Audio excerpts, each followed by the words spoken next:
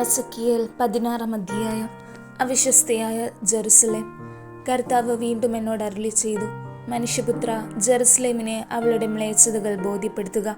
ദൈവമായ കർത്താവ് ജെറുസലേമിനോട് അരുളി ചെയ്യുന്നു, നിന്റെ പിതൃദേശവും ജനന സ്ഥലവും കാനാനാണ്. നിന്റെ പിതാവ് അമോര്യനും മാതാവ് ഹിത്യയുമാണ്. നീ ജനിച്ച ദിവസം നിന്റെ പൊക്കിൽ കൊടി മുറിച്ചിരുന്നില്ല. നിന്നെ കുളിപ്പിച്ച് ശുദ്ധി വരുത്തിയില്ല. ദേഹത്ത് ഉപ്പ് പുരട്ടുകയോ പിള്ളക്കച്ചയിൽ പൊതിയുകയോ ചെയ്തിരുന്നില്ല. ഇവയിൽ ഒന്നെങ്കിലും ചെയ്യാൻ ആർക്കും ദയ തോന്നിയില്ല. ജനിച്ച ദിവസം തന്നെ നീ വെറുക്കപ്പെടുകയും വെളിം പ്രദേശത്ത് ഉപേക്ഷിക്കപ്പെടുകയും ചെയ്തു. ഞാൻ നിന്റെ അടുക്കലൂടെ കടന്നു പോയപ്പോൾ നീ ചോരയിൽ കിടന്നുരുളുന്നത് കണ്ട് നിന്നോട് പറഞ്ഞു, ജീവിക്കുക, വയലിലെ ചെടി പോലെ വളരുക. നീ വളർന്ന് പൂർണ്ണ യൗവനം പ്രാപിച്ചു. നിന്റെ മാറിടം വളർന്നു, മുടി തഴച്ചു. എങ്കിലും നീ നഗ്നയും അനാവൃതയുമായിരുന്നു. ഞാൻ വീണ്ടും നിന്റെ അടുക്കലൂടെ കടന്നു പോയപ്പോൾ നിന്നെ നോക്കി. നിനക്ക് വിവാഹപ്രായമായെന്ന് ഞാൻ മനസ്സിലാക്കി. എൻ്റെ മേലങ്കി കൊണ്ട് നിന്റെ നഗ്നത ഞാൻ മറച്ചു.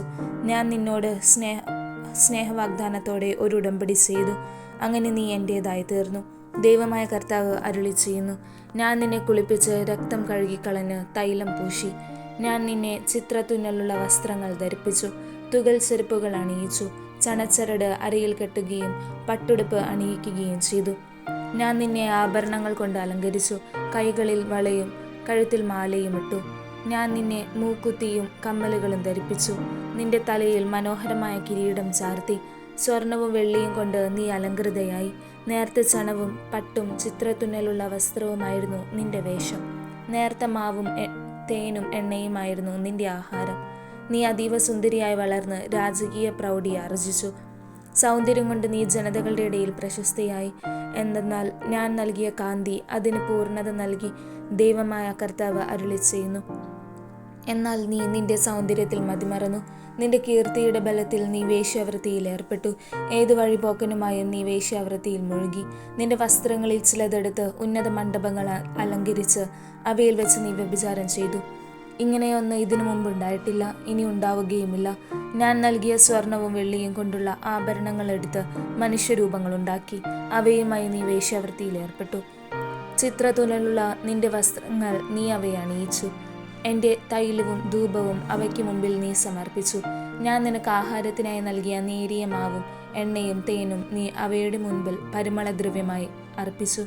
ദൈവമായ കർത്താവ് അരുളി ചെയ്യുന്നു, എനിക്ക് നിന്നിൽ ജനിച്ച പുത്രന്മാരെയും പുത്രിമാരെയും നീ അവയ്ക്ക് ഭോജനമായി ബലിയർപ്പിച്ചു. നിന്റെ വേശ്യാവൃത്തി കൊണ്ട് മതിവരാനിട്ടാണോ നീ എൻ്റെ കുട്ടികളെ വധിക്കുകയും അവരെ അവയ്ക്ക് ദഹനബലിയായി അർപ്പിക്കുകയും ചെയ്തത്? ചെറുപ്പത്തിൽ നഗ്നയും അനാവൃതയുമായി ചോരയിൽ കുളിച്ചു കിടന്നത് നീ നിന്റെ മ്ലേച്ഛതകൾക്കും വ്യഭിചാരത്തിനും ഇടയ്ക്ക് ഓർമ്മിച്ചില്ല. ദൈവമായ കർത്താവ് അരുളി ചെയ്യുന്നു, ദുരിതം, നിനക്ക് ദുരിതം. നിന്റെ എല്ലാ ദുഷ്കൃത്യങ്ങൾക്കും ശേഷം നീ ഓരോ തെരുവിലും ഭദ്രപീഠവും ഉന്നത മണ്ഡപവും നിർമ്മിച്ചു. ഓരോ വഴി കവലയ്ക്കും നീ ഉന്നത മണ്ഡപങ്ങൾ ഉണ്ടാക്കി. അവിടെ നിന്റെ സൗന്ദര്യം നീ ദുരുപയോഗപ്പെടുത്തി. വഴിപോക്കർക്കെല്ലാം നിന്നെ തന്നെ നൽകി നീ വ്യഭിചാരം തുടർന്നു. ഭോഗാസക്തരും നിന്റെ അയൽക്കാരുമായ ഈജിപ്തുകാരുമായി നീ വ്യഭിചരിച്ചു. വ്യഭിചാരത്തിൽ മുഴുകി നീ എന്നെ പ്രകോപിപ്പിച്ചു. അതുകൊണ്ട് നിനക്കെതിരെ ഞാൻ കരം നീട്ടി, നിന്റെ ഓഹരി വെട്ടിക്കുറച്ചു. നിന്നെ വെറുക്കുന്നവരും നിന്റെ മ്ലേച്ഛ സ്വഭാവത്തിൽ ലജ്ജിതരുമായ ഫിലിസ്തീയ പുത്രിമാർക്ക് നിന്നെ ഞാൻ വിട്ടുകൊടുത്തു. മദ്യവരാനിട്ട് നീ അസീറിയക്കാരോടൊത്തും വ്യഭിചരിച്ചു. നീ അവരുമായി സംഗമിച്ചിട്ടും സംതൃപ്തയായില്ല. വ്യാപാരികളായ കൽദായരുമായും നീ വ്യഭിചാരത്തിൽ മുഴുകി. എങ്കിലും നീ സംതൃപ്തയായില്ല. ലജ്ജയില്ലാത്ത വേശ്യയെ പോലെ നീ ചെയ്യുന്ന ഈ പ്രവർത്തികൾ നീ എത്ര കാമാതുരയാണെന്ന് വ്യക്തമാക്കുന്നു. ദൈവമായ കർത്താവ് അരുളി ചെയ്യുന്നു, വഴിക്കവലകളിൽ ഭദ്രപീഠങ്ങളും പൊതുസ്ഥലങ്ങളിൽ ഉന്നത മണ്ഡപങ്ങളും നീ സ്ഥാപിച്ചു.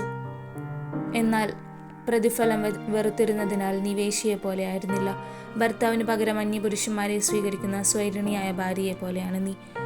വേശ്യകൾ പ്രതിഫലം സ്വീകരിക്കുന്നു, നീയാകട്ടെ കാമുകന്മാർക്ക് പ്രതിഫലം കൊടുക്കുന്നു.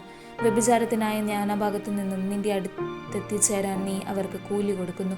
വ്യഭിചാരത്തിന്റെ കാര്യത്തിൽ നീ മറ്റു സ്ത്രീകളിൽ നിന്ന് വ്യത്യസ്തയാണ്. ആരും വ്യഭിചാരത്തിനായി നിന്നെ ക്ഷണിച്ചില്ല. നീ അങ്ങോട്ട് പ്രതിഫലം നൽകുന്നു, നിനക്ക് പ്രതിഫലം ലഭിക്കുന്നില്ല. അതാണ് നിനക്കുള്ള വ്യത്യാസം. അഭിസാരികെ, കർത്താവിൻ്റെ വചനം കേൾക്കുക.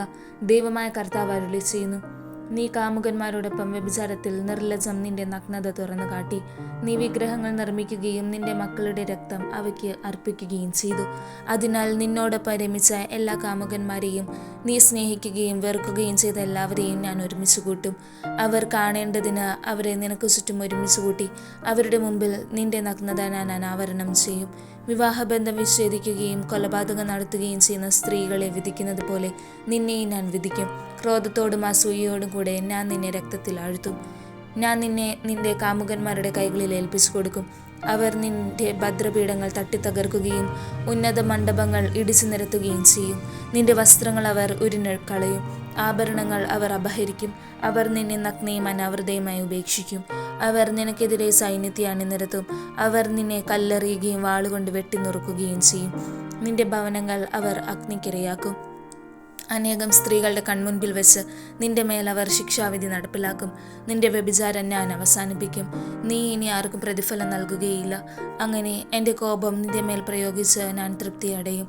എൻ്റെ അസൂയ നിന്നെ വിട്ടകലും. ഞാൻ കോപമടക്കി ശാന്തനാകും.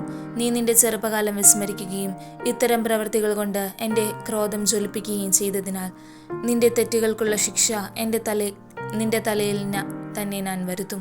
നിന്റെ എല്ലാ മ്ലേച്ഛതകൾക്കും ഉപരിയായി നീ വേശ്യാവൃത്തിയിൽ ഏർപ്പെട്ടല്ലോ. ദൈവമായ കർത്താവ് അരുളിച്ചെയ്യുന്നു.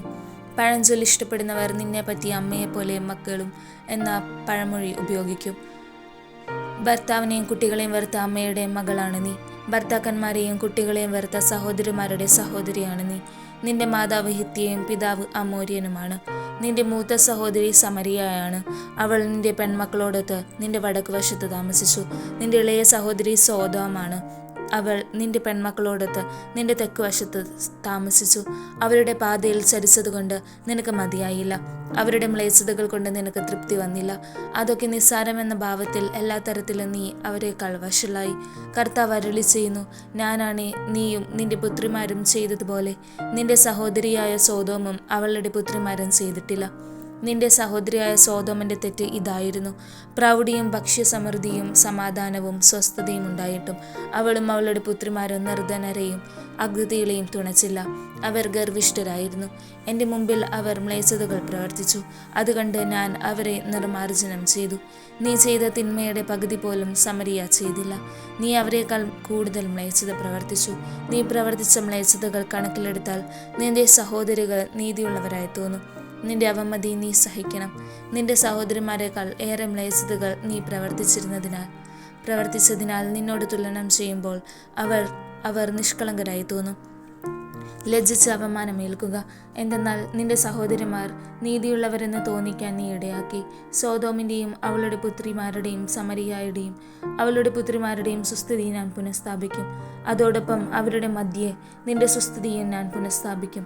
അങ്ങനെ അവർക്ക് ഒരാശ്വാസമാകത്തക്ക വിധം നീ ചെയ്ത പ്രവൃത്തികളെക്കുറിച്ച് നീ ലജ്ജിച്ച് അപമാനമേൽക്കും.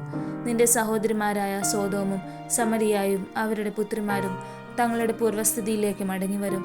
നീയും നിന്റെ പുത്രിമാരും നിങ്ങളുടെ പൂർവ്വസ്ഥിതി പ്രാപിക്കും. നിന്റെ ദുഷ്ടതകൾ വെളിപ്പെടുത്തുന്നതിന് മുമ്പ് നീ അഹങ്കരിച്ചു കഴിഞ്ഞ കാലങ്ങളിൽ നിന്റെ സഹോദരിയായ സോദോമിൻ്റെ പേരുച്ചരിക്കാൻ നിന്റെ അധരങ്ങൾ ലജ്ജിച്ചിരുന്നില്ലേ? ഇപ്പോൾ നിന്നെ അധിക്ഷേപിക്കുന്നവരായി നിന്റെ ചുറ്റുമുള്ള ഏതോം പുത്രിമാർക്കും അവളുടെ അയൽക്കാർക്കും ഫിലിസ്ത്യ പുത്രിമാർക്കും നീയും അവളെപ്പോലെ പരിഹാസപാത്രമായിരിക്കുന്നു. നിന്റെ വ്യഭിചാരത്തിൻ്റെയും മ്ലേച്ഛതയുടെയും ശിക്ഷ നീ ഏൽക്കും. കർത്താവ് അരുളിച്ചെയ്യുന്നു. ശാശ്വതമായ ഉടമ്പടി. ദൈവമായ കർത്താവ് അരുളിച്ചെയ്യുന്നു. നീ പ്രവർത്തിച്ചതുപോലെ നിന്നോട് ഞാൻ പ്രവർത്തിക്കും. നീ ഉടമ്പടി ലംഘിച്ച് പ്രതിജ്ഞ അവഹേളിച്ചു. എങ്കിലും നിന്റെ യൗവനത്തിൽ നിന്നോട് ചെയ്ത ഉടമ്പടി ഞാൻ ഓർമ്മിക്കും. നീയുമായി ശാശ്വതമായ ഒരു ഉടമ്പടി സ്ഥാപിക്കുകയും ചെയ്യും. നിന്റെ പ്രവർത്തികൾ അപ്പോൾ നീ ഓർമ്മിക്കും. നിന്റെ മൂത്തതും ഇളയതുമായ സഹോദരിമാരെ ഉടമ്പടി പ്രകാരമല്ലാതെ തന്നെ നിനക്ക് ഞാൻ പുത്രിമാരായി നൽകും. അവരെ സ്വീകരിക്കുമ്പോൾ നീ ലജ്ജിക്കും. നീയുമായി ഞാനൊരു ഉടമ്പടി സ്ഥാപിക്കും. ഞാനാണ് കർത്താവെന്ന് അപ്പോൾ നീ അറിയും. അങ്ങനെ നിന്റെ പ്രവർത്തികൾക്ക് ഞാൻ മാപ്പ് നൽകുമ്പോൾ നീ അവയെ ഓർത്ത് ലജ്ജിച്ച് മൗനം ഭജിക്കും. ദൈവമായ കർത്താവ് അരുളിച്ചെയ്യുന്നു.